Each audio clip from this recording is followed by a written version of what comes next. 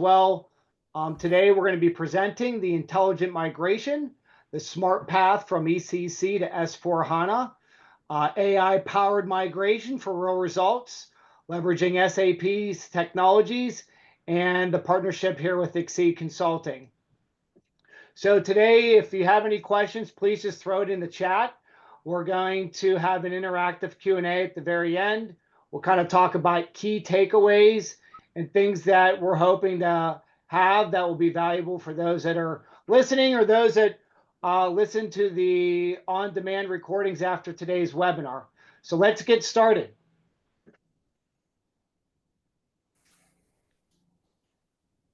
So today's speakers, you have myself, Frank Polito. I'm the VP of Strategic Growth here at ECC Consulting. I've been in the space for over 20 years now, working with clients on their ERP journeys, supply chain journeys, and many different initiatives with SAP. We've got Paulo Omarini, our Vice President of North America in sales. He's got over 20 years of experience leading digital transformations, working with clients on their IT strategies. And then we have Bruno Avalera, who's also one of our SAP experts on S4HANA Cloud, one of our key architects, who's been working with clients for over 16 years now on their major digital transformations. So we've got a good lineup of speakers today, which we're really excited about. We're going to share some of their industry best practices and the thought leadership they've acquired over their years of experience. So let's take a quick peek at our agenda for today. Our goal is to talk about urgency for change, why SAP ECC may be holding you back, and some of the deadlines that are coming up with SAP in 2027. Building the business case for intelligent migration. What does that look like? How do you work with key stakeholders to build that roadmap? What are some of those key value drivers to make the decision now rather than later into the future? How does that migration fuel cost savings? And when you're looking at real world success stories and companies who've made the move, breaking myths and migration challenges versus the reality. We'll be talking a little bit about common fears about the migration, things that may be not entirely accurate. So we're going to kind of go into the details, how to minimize disruption and maximize ROI during your migration, and how to avoid key pitfalls. And then from there, we're going to go into like the smart roadmap to SAP S4HANA Rise, choosing the right migration strategy, if it's a brownfield, greenfield, or a selective data transition, leveraging AI in any means possible during those various journeys. And then from there, we'll have an interactive Q&A. We're going to go over some key takeaways. And we've got some exclusive giveaways and takeaways that we want to showcase and share as a partner here at SAP. So let me get to the next slide. So the urgency of change and why this is important when making a decision to move from ECC to S4HANA Rise. So as you all know, legacy architecture can be limiting, right? If you're using an older system, it could be holding you back in various ways. You could be having higher operational costs due to complexities and high customizations. This is something that we've seen a lot of. Poor user experience, an outdated interface sometimes requires more training, slower productivity, depending on if you're bringing in a lot of new users. We've come to see that that can also be a major thing that holds somebody back. Inefficient data models is another thing that we're seeing with our clients that are using ECC. So it's important to be able to see that these are some key things that could be holding you back when leveraging ECC currently. Bruno and Paulo, do either one of you want to share thoughts on this slide? Yes, Frank. So let me jump here. Thanks for calling me. I think the most important thing here it's about limits, right? So you're moving the concept of on-premise architecture to cloud architecture. So it's really important to when you make these movements, it's really important how close you get to innovation.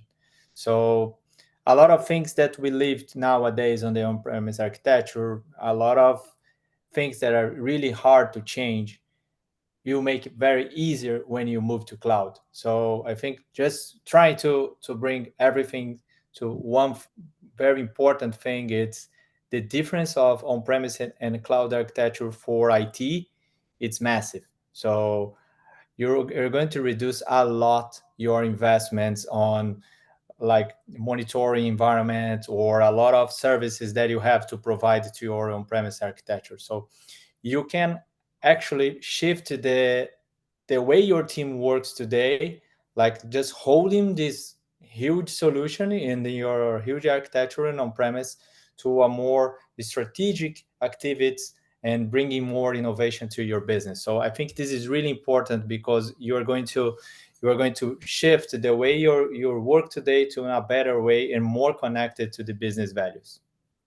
Yeah. And hi, Frank and Paulo. I would like to add also the user experience. Uh, it has been something that SAP, we that worked a lot from decades with SAP, we saw users complain about the some difficulties to use the system. And with the cloud approach, SAP is also delivering a new user experience, which means experience based on apps, easier navigation.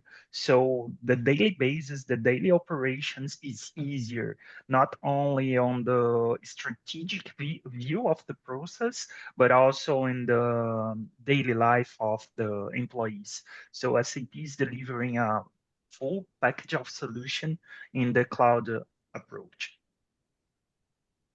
Sounds good. Thank you for sharing. So let's go on to the next slide here that we've got on ultimately what does that deadline look like and what does that mean for your business, right? So many of us heard about the end of the mainstream maintenance by 2027. So that's going to be no updates or official support after December 2027. That obviously increases some system risks, some extra costs for extended maintenance, high security exposure, and tighter migration windows. So these are some of the key things that you should be considering as that deadline approaches. And from there, support costs can go up and so forth. So this is just something I think, for anybody watching to consider on this journey. So we're going to go to the next slide and talk about building the business case for intelligent migration and kind of what SAP is sharing with its existing clients on their journey to SAP Business Suite. So Bruno, this is your cue. We're going to have you jump in and speak to the journey to SAP's Business Suite. Thank you, Frank. So we know that SAP purpose has always been clear to help the world to run better and improve people life. So having said that, SAP sat at the heart of the enterprise innovation, listen to business, understand their needs, delivering solutions that enable them to adapt and thrive. So we can say that SAP always focus on unlocking the best in every business. Okay, so with this strategy to move to cloud, we can do a comparison that it's like to building a skyscraper. You start with a rock solid foundation, build the core structure, and then add the specialized floors. And on top of that, we can add the AI, the let's say the most talked subject in IT in the last, I don't know, many years. So the foundation is the BTP, the Business Technology Platform, that enable everything to run smoothly. So then we have the cloud ERP, that is the SAP itself, let's say, the old ECC, let's say, that let's do this comparison. Okay, everything now it's splitted in specific modules, and the models are related to the the core structures inside an enterprise. So we have the financial management that it's really attached to the CFO day-to-day operations. So each one of the modules is targeting one of the C-levels key responsibilities. And we have on top of the AI, the SAP Joule, that it's orchestration of agents that improves the operations and delivery new values to the SAP landscape. We can move ahead, Frank, please.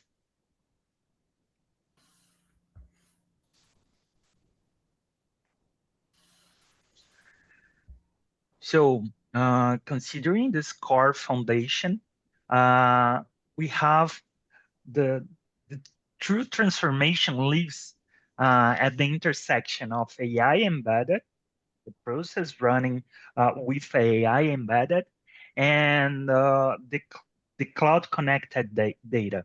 So we have a system running, generating this data, and we have the AI embedded on this system. That's why SAP is so different. It's not an application, an AI application that I need to attach to another system, and then I need to do the connections, configurations, adaptations, transformations, and so on. No, it's everything inside the same core, running with the same backbone, and you leverage your operations with AI. AI have the information to process, and AI also can help you on your daily life. You know, AI can interact with your environment. That's why it's different. That's why it's so powerful. And that's why SAP believes that it could deliver to your company true value. I don't know, Paulo, if you have something to add on that, on top of that. Yeah, yes, Bruno, thanks. So it's really important here because SAP is known as a difficult platform to get out the data, right? So we had BW in the past. We still have a lot of customers with BW. So what's the next step regarding data? So it's really important to understand this. SAP strategy is we are going to still have all the LOBs on the bottle.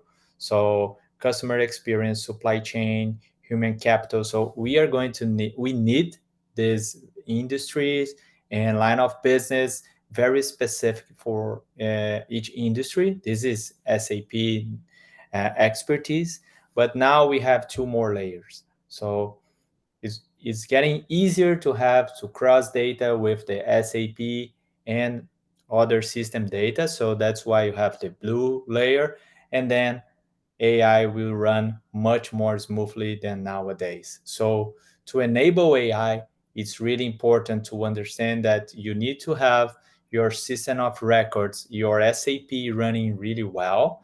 Then you're going to have the layer of data, and then you're going to be able to run your AI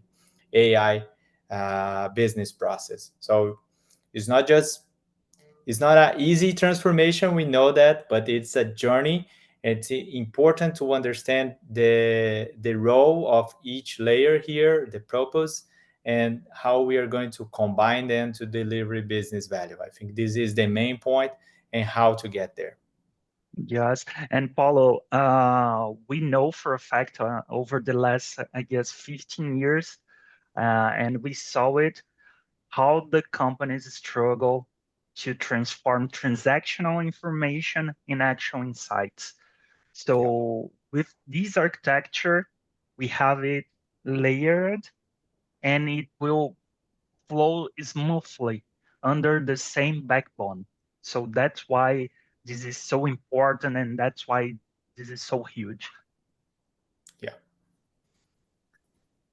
So I think it's a good transition to this next slide. If you guys want to keep speaking to these slides, this is a good one. Yes. So during this journey to migrate from the ECC to the cloud platform, we have three main points that we would like to highlight. The first one is the proven methodology. we are talking about SAP. SAP has more than 15 years inside the business. So SAP knows how to do this transformation. So we have standardized frameworks, guideline roadmaps for the transformation, integrated tools to make it faster and easier. And also, we would like to highlight that on top of that, we have specialized partners to help us with these migrations. That it's the intelligent migration, leveraging AI itself to help us to do this migration.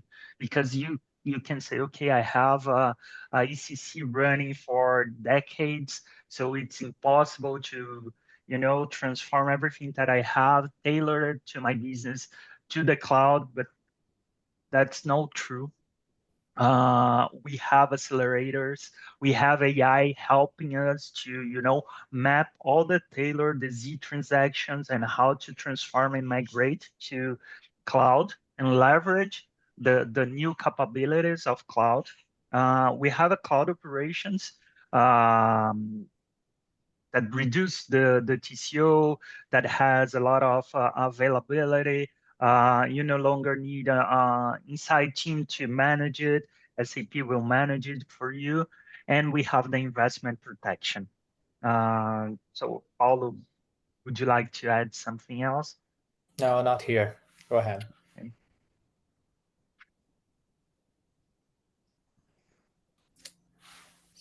So I think I can jump now, Frank. Okay, please. What is important here? So it's one transformation package. Like Bruno said, we are talking about the same backbone of solutions, technology, so it's easier to manage. We have the flexibility of the cost model, right? So we shifted a lot of things from CapEx to OpEx, so it's more predictable and you can manage your subscriptions in a better way, the way you have, not like extra costs, and it's easier. You have all the tools to manage all the costs and subscriptions, right? Of course, it's important to say cloud speed and reliability. So reliability, sorry. So it's important here not to be worried about 100% of the time about cybersecurity and a lot of things that it's in our agenda nowadays when we are talking about ERP and protections and all the controls that you need. So this is really important, and security and compliance. So you shifted the way you work today. You shifted the way IT spend most of the time when supporting your on-premise landscape and moving to a solution, and not just a solution, but a package that can help you to transform your company from an old architecture to the best in class architecture that you have in the market for ERP. So I think this is the shift that it's really important to think. And of course, you transform not only your company, your ERP, but also the way your team works and seek for innovation and for more business value. Okay? Sounds good. And I know our next slide says it point blank, right? The ability to save money on operational cost reductions is huge, up to 20% lower ERP management costs, AI-powered processes. You've got 130 plus embedded AI use cases to boost accuracy and speed in key areas, and then real-time innovation, right?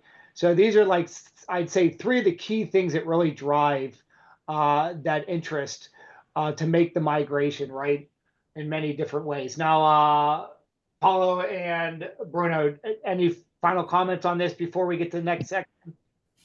Yeah, I would like to highlight the flexibility that it will bring to the companies to innovate, because innovation is not just words. Innovation is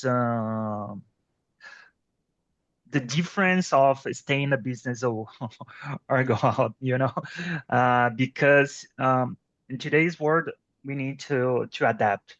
We are seeing a lot of changes in worldwide scenarios, regarding the taxation between countries and so on, and it requires fast responses. So with this landscape, SAP will provide all the speed and all the tools needed to adapt, to face new challenges, you have all the tools to use and leverage for your operations.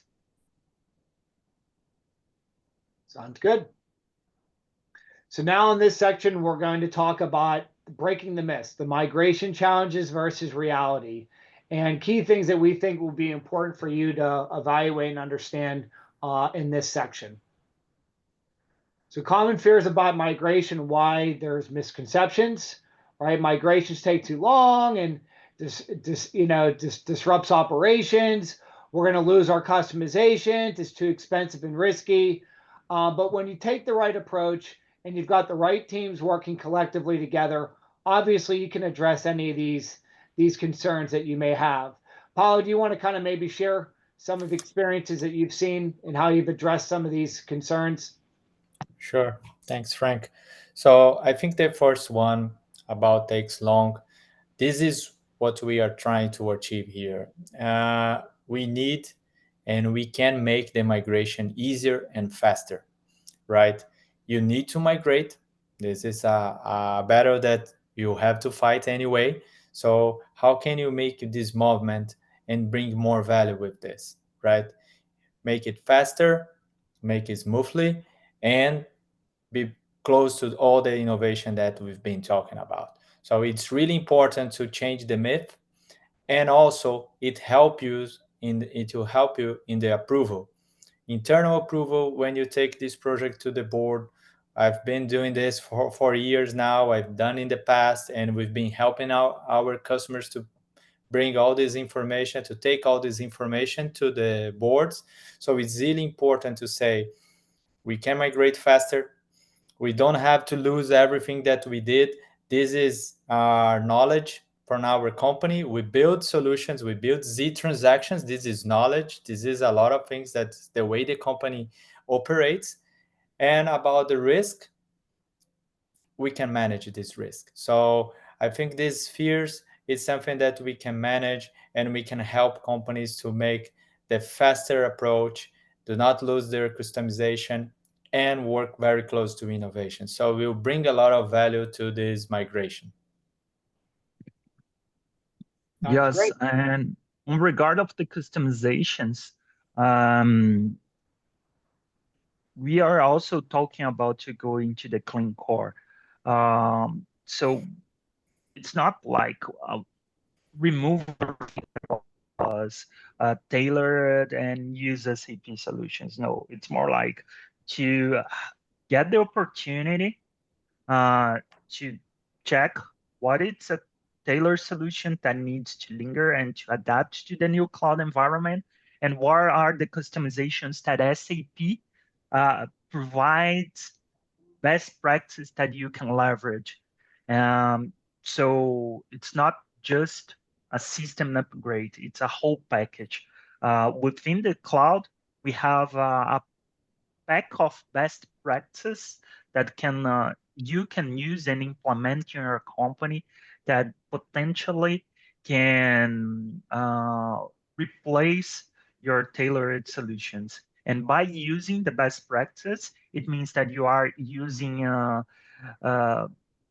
15 years of expertise of how do specific things inside the business. And also you are leveraging all the standardization and all the automations and AI embedded that SAP is delivering in the cloud. Thank you for sharing. So we'll get to the next slide here that talks about how to minimize financial disruption, maximize ROI, right? What every major stakeholder obviously wants to discuss or focus on, right? So how do you automate to save, automating tasks, and validations can cut migration costs by up to 40%. So we all know that anything we can automate to reduce working capital is a big plus. Avoiding code freeze costs. With intelligent migration, systems stay operational, minimizing loss of productivity.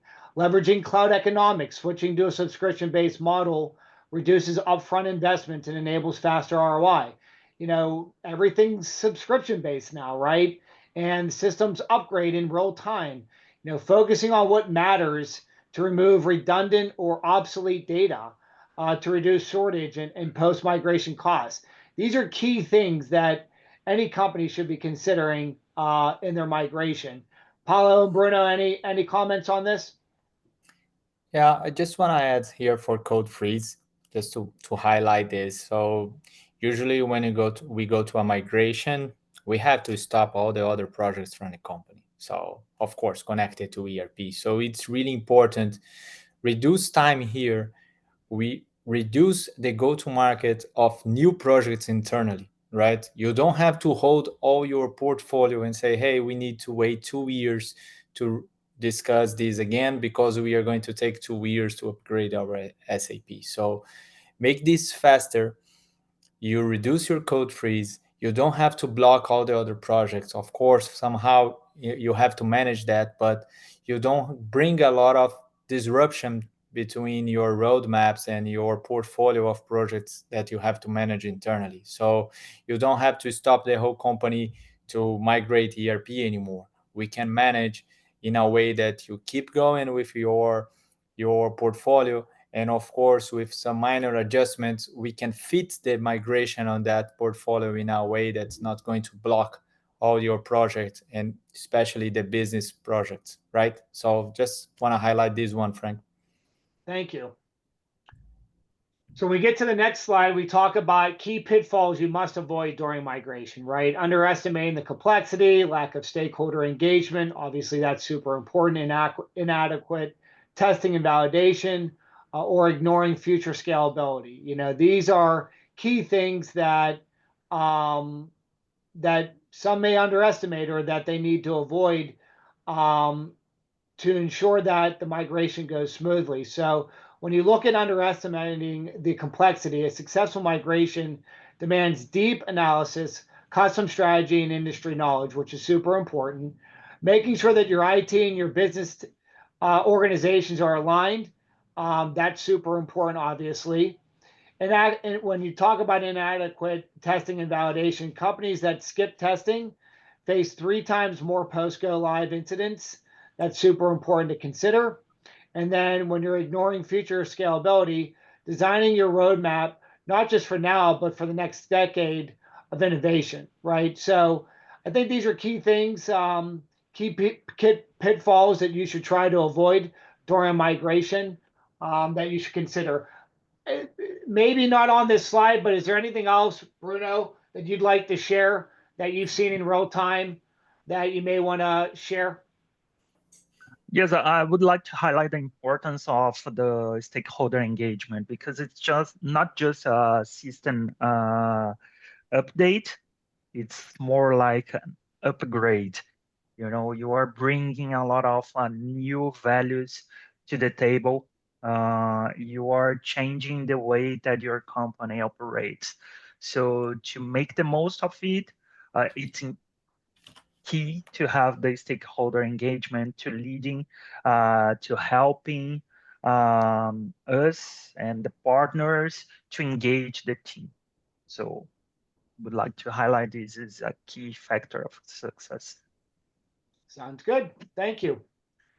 So now we're in the section of intelligent migration, the smart roadmap to SAP S/4HANA Rise. So this is where we're going to talk about different types of migrations, strategies, and things for you to consider on your journey. And we're going to let Paulo lead this next slide. Yeah, so what types of migration we have, right? So we have the greenfield, so it's a re-implementation. A lot of companies are avoiding because sometimes you develop what we did in the past. So of course, with the new approach of clean core and everything, so it's a lot of customers are avoiding the greenfield implementation, but it's also an option, right? When you have M&A or you have a process that makes a lot of sense to create a new culture for the company. We have the brownfield, so if it's a way that we upgrade the old ECC, so we keep all the transactions, the Z transactions, we keep all the developments. Of course, we need to make some adjustments, but usually is the faster way to get close to innovation. So we just move your ECC to a new S4 with all the data or just with the balances. So it depends on the migration you want. And then from there, we start all the transformation process. So we do not block for longer any project, and we go to the new environment, to the new landscape, and then from there we design a specific roadmap for each process of your company. So that brings a lot of value for the customer, and he will understand this project as a project, as a foundation for the transformation process. So the brownfield is the fastest way. And depends on the customer. For the new customers, we are working with the two-tier approach. So now SAP has the private and public cloud. So it depends on the customer approach.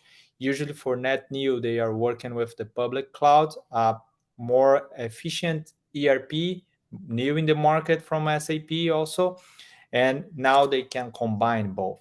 So if your company has a B1 and a ECC, or if your company has like two ECCs and maybe it's too big for some of your operations, we can have what we call the public and private combined approach. Then we can migrate the ECC from headquarters through a S4, and we can implement grow, in your subsidiaries or in specific business that doesn't make sense to have a ECC or a S4. So these are the three approaches that we usually compare and provide for the customers. But of course, after choosing one of them, then we design all the process for one of those approach. And nowadays, the market, I would say that 75%, 80% of the projects are brownfield. Okay, just to let everyone know. Sounds good. Frank. So AI and migration. Go ahead, Paulo. So why using AI, right? So during the migration, we need to automatize as soon as any activity as we can, right? So one, it's help with the test. So if we can help with the test and make the test more easy for the customers, like create a script and then we can run the test, not always asking the users to run the test, this is something that we can do. So adjustment for your code. So if you have any adjustments to make in your code from when you are migrating from ECC to S4, you always have to make some minor adjustment we can make with AI.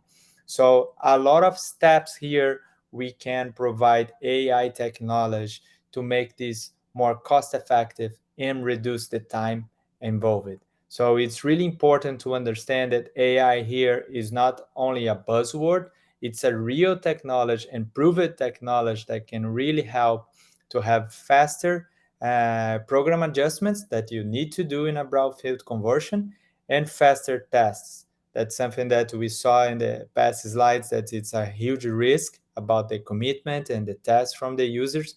So we can create scripts and make it easier for everyone and run as many tests as we want, and reducing a lot the risk of the project. So this is a good transition to let's now talk about the benefits of an intelligent migration. Yeah, so what is important? So 95% of the objects we can convert using AI. So these are the program adjustments. So this is really important. We don't need a bunch of ABAP programmers to make a lot of program adjustments. We can use this technology to do it. We can reduce the manual effort. So less time, less effort, so less cost. So this makes a lot of difference when we are talking about the project timeline, the project investments, and everything. This is really connected with the code freeze because we don't need to code freeze during all the project. So we can keep tracking all the adjustments that we need to do in preparing the new projects that we have in your portfolio for the future. So if you are delivering a new project, we can convert. So we don't need to have a lot of effort regarding how to manage the different projects that you can have in your portfolio. So automated tasks and testing. So another huge activity that we have during the project that we can reduce, right? And of course, minimal downtime, so system security, a lot of things that we can work with AI to reduce during the project. If we are talking the project, it's mainly a migration project. The mainly effort is code conversion and tests. That's what we can work to reduce. So the main activities of a project, we can use AI to reduce the effort of human errors, and of course dedication from the IT and business team. I think that was great. So why don't we share a client story where, and you were personally involved in this, Paulo. So I think you're going to be best to speak to this and talk about your experience on this project. Yeah, so it's really important. Votorantim is a large enterprise. So they have operations in North America, Europe, and South America. They are a huge customer of ours. So they have more than 40,000 employees and different business. So you have cement, you have mining, you have steel, aluminum. So you have different business there, and it's a huge, huge architecture. So their first request for projects was around 2 to 2.5 years. This is the first timelines that they received for the project, and we could run their project in around 1 year, or 14 months. So we reduced it a lot the effort for the migration with them. So 97% of the Z programs were converted without any human adjustment, just with the AI technology.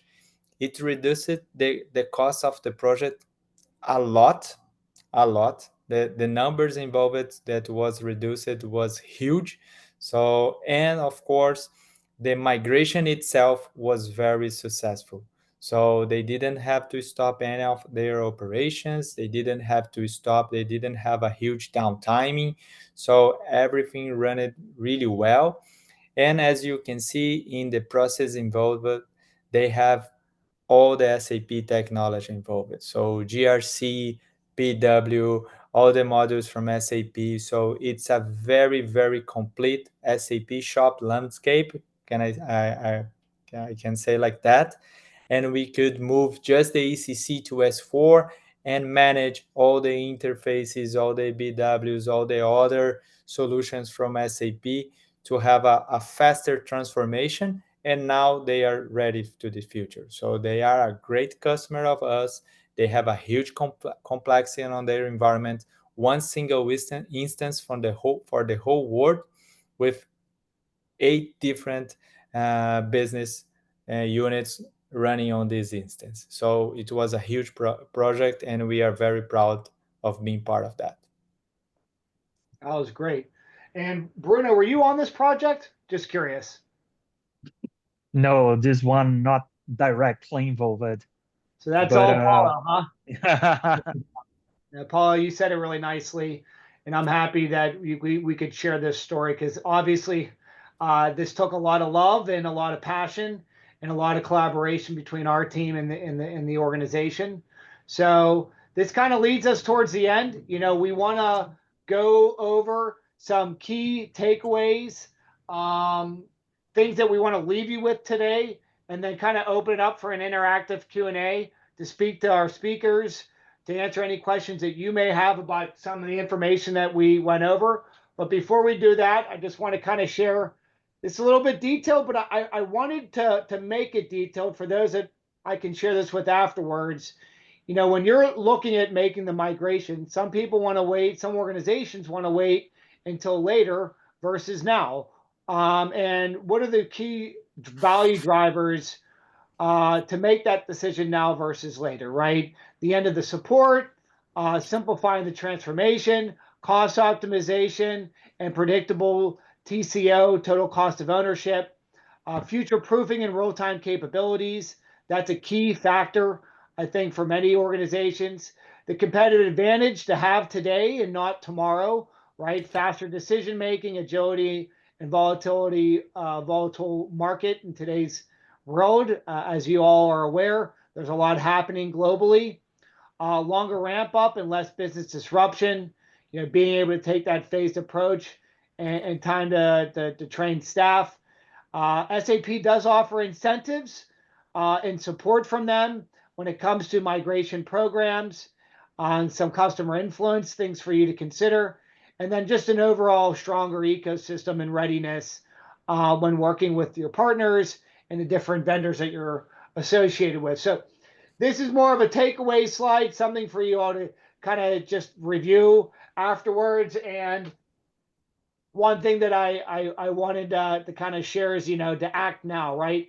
Risks of waiting until 2027. Shortage of skilled resources could be a challenge in 2027.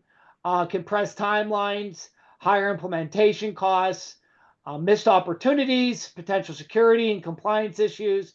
These are general things that I think that anyone should know are some of the risks of waiting.